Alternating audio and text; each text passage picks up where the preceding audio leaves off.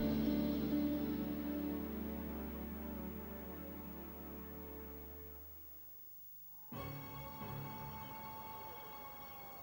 life and death drama is played out at the Bridgestone Tire Company in Tokyo.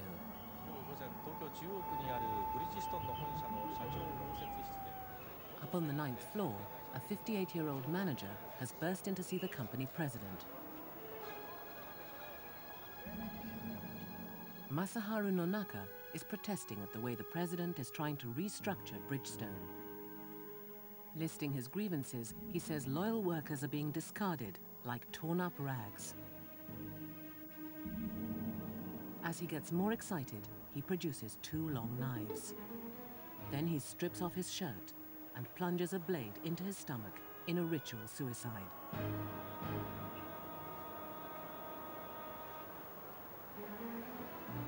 Japan's first corporate harakiri gets massive coverage. Millions of workers identify with him. He's expressed their deepest fears, that under the pressure of a long recession, the Japanese system of management that gave them security and identity is being abandoned.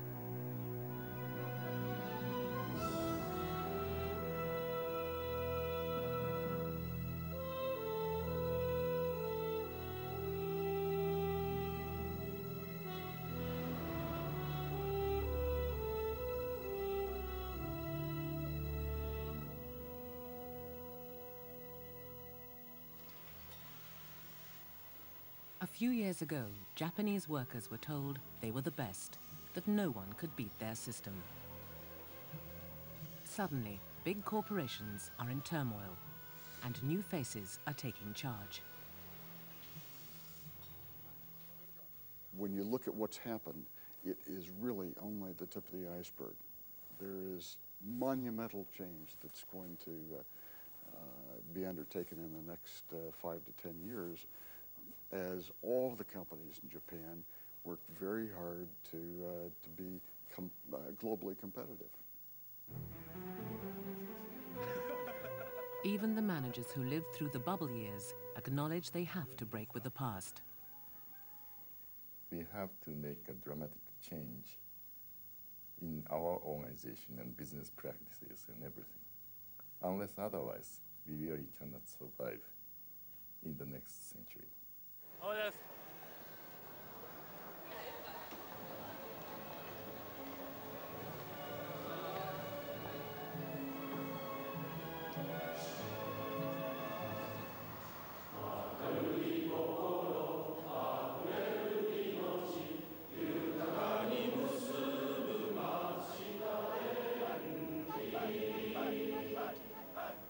The Japanese were proud of the teamwork, consensus, and discipline which made their system of managing companies so different to the West's.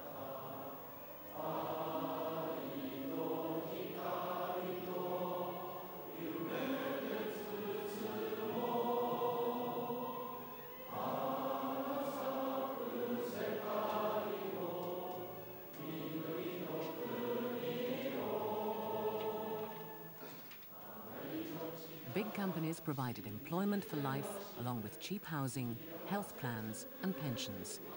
In return, they expected loyalty and commitment. Mr. Matsushita, founder of the company that made Panasonic, believed his employees were part of one family. No one was ever fired.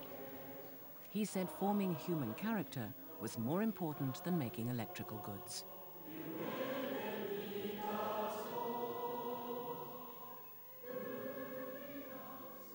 But the system had turned Japan into a world-beating exporter. Foreign academics and businessmen made pilgrimages to study how they'd done it. One book had a special impact. I could see that we were going to be in real trouble competitively with the Japanese products, and I wanted to make Americans wake up to that challenge. When I met the Matsushita, who developed the big company Matsushita, he said, you know, you're an American patriot. And I think that's basically right, that I was writing that book for Americans to try to stir them up to respond to the challenge from Japan. I saw Japanese working together well, high morale, high education levels, good cooperation, high quality, and I knew they were going to beat us out in manufacturing markets. I could see the speed with which they were coming up. Visiting Americans like the Westinghouse Group are always impressed with the loyalty between Japanese companies and their workers. It is uniquely Japanese. They all work very, very closely together. Their bottom line is not what is in it for me, but what's in it for us. In the 1980s, the Japanese started to export their methods as well. When Toyota brought a car factory in America, they tried to re-educate their employees. 44歳マイヤーズさんのトレーナーは9歳年下35歳の市橋さん。 The Japanese were the teachers. 作業の手順はきちんと守られているか、どのくらいの時間がかかるか、日本人トレーナーがチェックしている。作業には日本人は手出ししないことになっていた。しかし、スタート直後から指導する日本人とアメリカ人労働者の間でさまざまな問題が起こった。Well, I'd understand him, see? Well, he didn't make himself clear. He didn't understand, just like you didn't understand, I didn't understand. You know what I mean?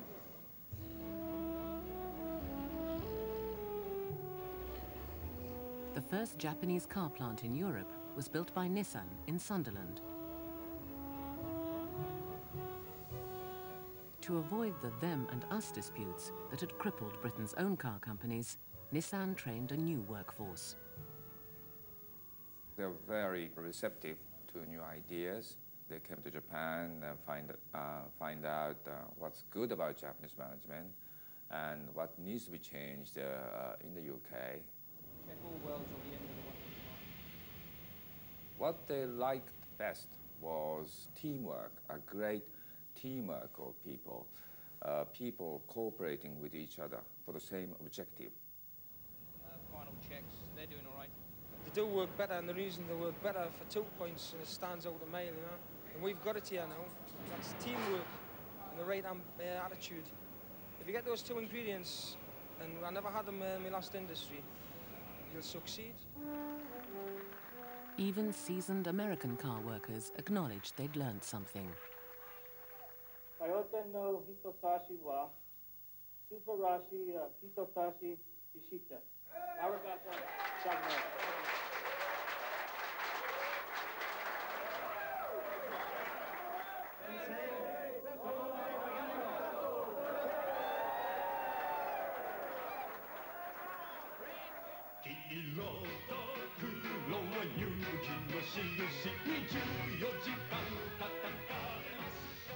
As they stormed into new markets, Japanese businessmen thought they were unstoppable.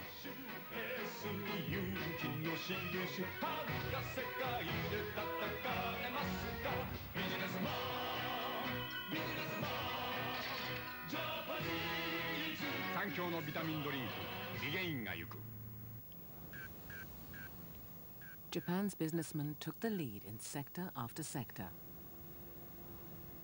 Toshiba became one of the world's biggest makers of semiconductors. The latter part of the 1980s was especially glorious years for Toshiba because of our semiconductor memory product was the dominant force around the world. And I myself was in charge of worldwide marketing and sales of the semiconductors. So those were glorious days.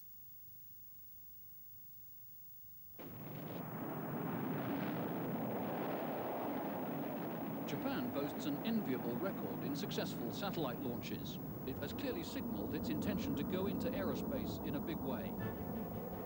Japanese companies enjoyed soaring profits. They borrowed millions to build huge new plants. But at the end of 1989, the boom peaked. In just 18 months, the stock exchange slumped by 60%. And as business confidence fell, so did demand for goods. Though many big exporters were still making money, the domestic economy collapsed. At Hiroshima, Mazda had tens of thousands of unsold cars.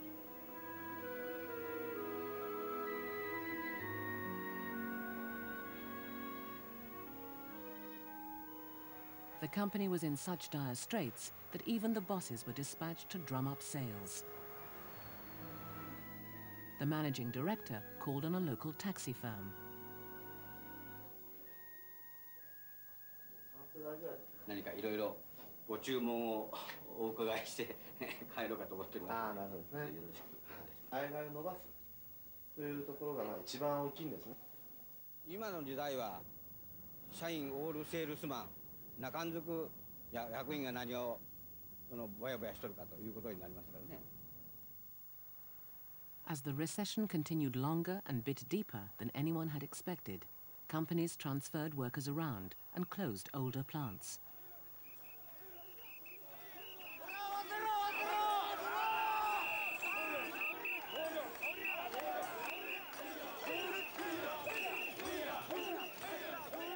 The Japanese continued to believe their traditional strengths would get them through the recession. Fighting spirit, shared resolve, the capacity to stick together. They still believed it was a temporary problem from which they would soon recover.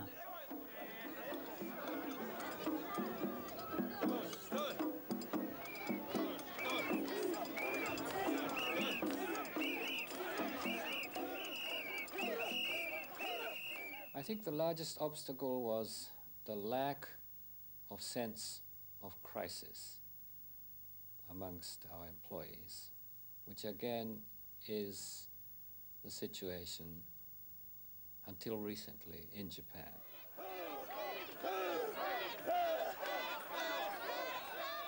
People would talk about it, but people wouldn't act on it because the sense of crisis was not that imminent. It was the wider Asian crash of 1998 that delivered the coup de grace and made businessmen realize they couldn't go on in the same way.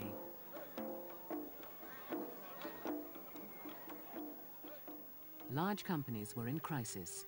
Toshiba, which made everything from laptops to power stations, was one of them. A new president described their plight. 現在の事業体制、現在の体質のままでは21世紀に生き延びることはできないのではないかと、それすら危惧されております。Taizo Nishimuro, Toshiba's new boss, had spent 10 years in America and promised to act quickly. But he failed to stave off the company's first loss for 23 years. I feel terrible, naturally.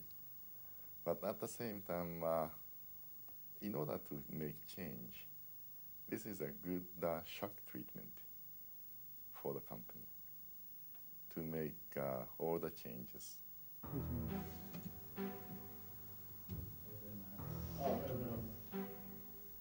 To turn Toshiba round, he wanted to cut staff. But as in the case of all large companies, he was constrained in what he could do. To make layoffs is very difficult in Japanese labor regulation. Simply fire the people is against the law. So we have to get the consensus or consent at least from that employee whom we are firing. Taking their lead from each other, large companies still stuck to the principle of lifetime employment. So the shock was the greater when one of the largest and most conservative companies of all, the epitome of traditional management style, announced it was changing.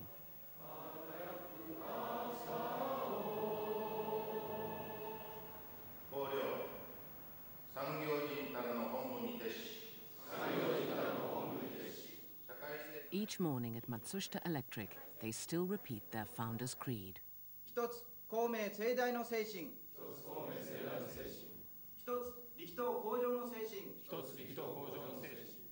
But the company's patriarch would have been horrified by the scheme unveiled in 1998.